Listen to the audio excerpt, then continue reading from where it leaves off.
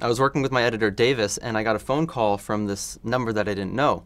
And immediately I felt my heart start to race. I felt this adrenaline pumping, and I go into the next room, I pick up the call, and it's on the other line it says, "Hi, this is Chase calling about your credit card."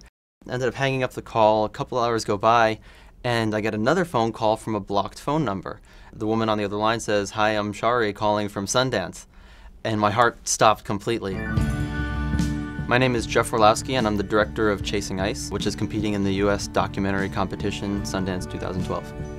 James Balog is a National Geographic photographer. He was trying to photograph the climate change story, and he came up with this camera system that he designed and built that could withstand negative 40-degree temperatures and 200-mile-an-hour winds.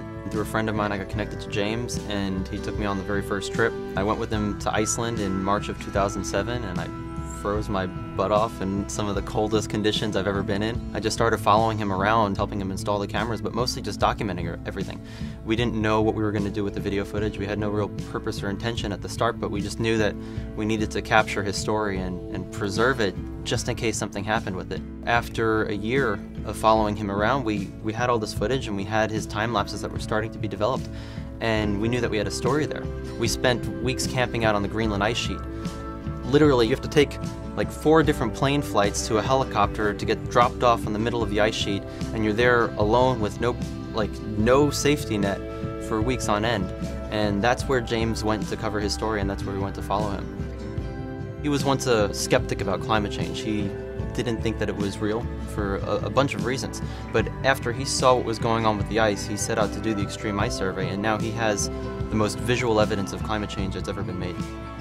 He'll push himself to literally the edge of a moulin where there's thousands of gallons of water rushing into a hole, and he'll take a photograph at the edge of the safety line that, as far as he can possibly go. This is visual evidence. This is what's going on that you can't deny. Once you see his images, that is the record of what's happening on this planet.